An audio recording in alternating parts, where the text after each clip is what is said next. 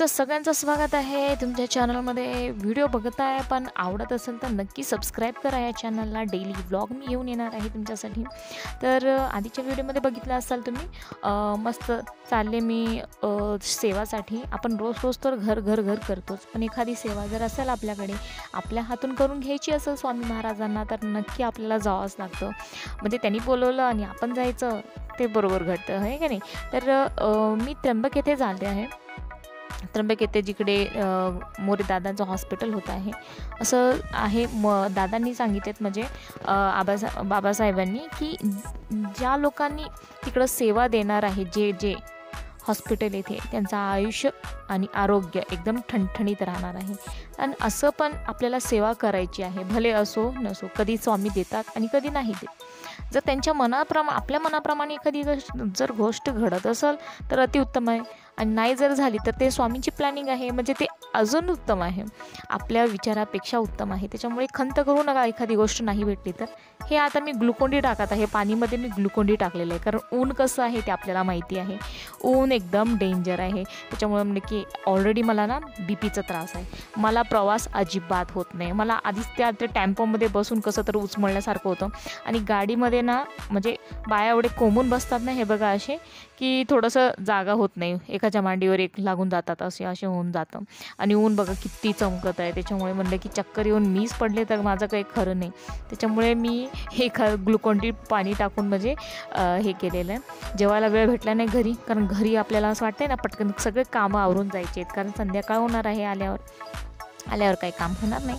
तर आता गुरुपीठला आलेलं आहे मी मस्त. आधी इकडे येतो आम्ही, जेव्हा केव्हाही सेवायला येतो तेव्हा आधी इकडे येतो. आधी पोटपूजा करतो, स्वामींचं दर्शन घेतो, पोटपूजा करतो, त्याच्यानंतर मग पाठीला बसतो. आता हे एंट्री गेट आहे गुरुपीठला. कधी गेलेलं नाही तुम्ही तर नक्की जा. त्र्यंबकेश्वरला जाताना रस्त्यातच आहे स्वामी समर्थांचं गुरुपीठ. तर तिकडं आधी सगळे जे होम हवन आहे ना, हे बघा इकडे चालायचे. पण आता हॉस्पिटल बांधत आहे, त्याच्यामुळे त्या जागेवरती सेवा चालू केलेली आहे. आता आम्ही जात आहे, दर्शन झालेलं आहे, आधी विठोबा झालेला आहे, आता पोटोबा करायला जाणार आहे. महाराज असं म्हणतात, माऊली, की आधी तुम्ही पोटोबा करा, मग नंतर पारायणाला बसा, कारण खूप पारायण असतात. पारायण खूप चांगलं झाले आमचे.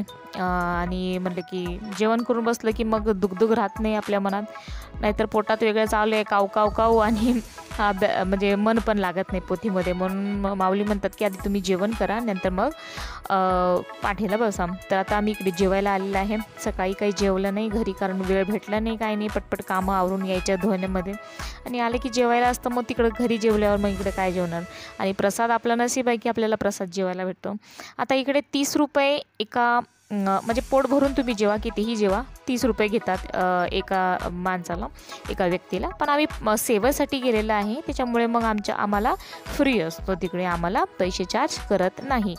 ते जे आता कंटिन्यू बाया जात असतात, जे केंद्रप्रमुख वगैरे आहे त्यांच्यासोबत. तर बघा काय आहे. उसळची भाजी बनवली होती चण्याची, एवढी छान लागत होती ना, मस्त झाली होती भाजी एकदम. मी तर जेवले, कारण मला तो भूक लागली होती ऑलरेडी. मस्त जेवले. आता जेवल्यानंतर आम्ही तिकडून परत बसलो आणि मग इकडे प्रस्थान केलं. हे बघा इकडे बांधत आहे हॉस्पिटल, तुम्हाला दिसत आहे सगळे कन्स्ट्रक्शन्स वगैरे. तर तिकडे हॉस्पिटल बांधत आहे, आणि ह्या हॉस्पिटलचं जागा अजून पवित्र व्हायला पाहिजे, अजून ह्याच्यामध्ये ऊर्जा निर्माण व्हायला पाहिजे, जेणेकरून जे काही लोक इकडे येणार आहेत, पेशंट वगैरे, त्यांचे जे ट्रीटमेंट आहे एकदम चांगलं व्हावं, आणि म्हणतात ना असं जागा पवित्र करण्यासाठी, चांगल्या करण्यासाठी. त्याच्यामुळे इकडे आता सगळ्या सेवा, आधी पण तुम्ही व्हिडिओ बघितला असाल, हवनसाठी आम्ही इकडे चालू होतो.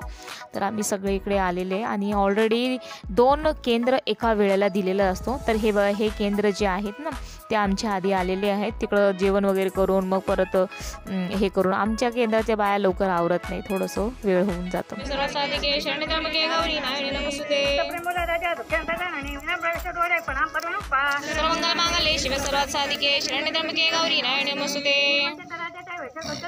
स्वामी आधीच म्हणतात, तुम मेरे धाम पे तो मैं तुम्हारे काम पे, म्हणजे तुम्ही माझ्या सेवेसाठी चला, मी तुमचं काम करून देतो.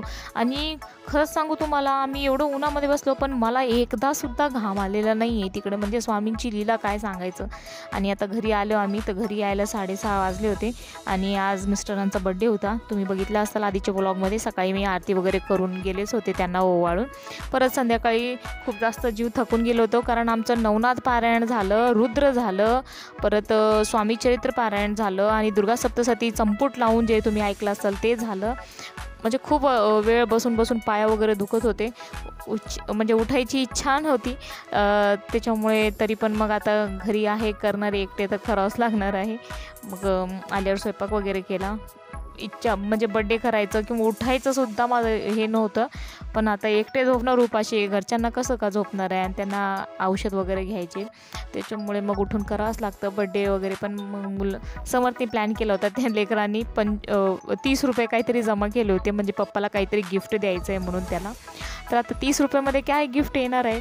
कपडे भरपूर आहेत, कपडे येणार नाही. शूज 30 रुपयामध्ये कोणतीच येत नाही. मग त्याचा असं विचार की मी पप्पासाठी एक केक घेऊन येतो कट करायला. तर म्हणलं की नाही असं काही नाही. मग त्याचं मन जाऊ द्या, नाराज नका करू. आणि त्यांना केक पण आवडतं खायला. त्याच्यामुळे मग एक छोटंसं 100-150 रुपयाचं एक केक आणून मग छोटंसं पटकन घरी कट केलं. आणि असं वाटत होतं की कधी कधी खाऊ आणि कधी कधी पडू. तर थोडा स्वयंपाक बनवला आणि त्याच्यानंतर मस्त मग जेवण केल्यावर म्हणलं की किराणा आहे, आता आपल्याला उन्हाळी पदार्थ बनवायचा आहे. आणि सबस्क्राईब नाही केलं तर चॅनल सबस्क्राईब करून घ्या. याच्यानंतर मी सगळं उन्हाळी पदार्थ पण बनवणार आहे. ॲक्च्युली मला उशीर झालेला आहे, पण आता कंटिन्यू करणार आहे मी. तर शाबू नागली वगैरे सगळं आलेले आहेत. आता बनवायची तयारी आहे फक्त आपली. तर stay connected with us for more such videos. उन्हाळी पदार्थ बनवूया आपण सगळे मिळून. Like share subscribe.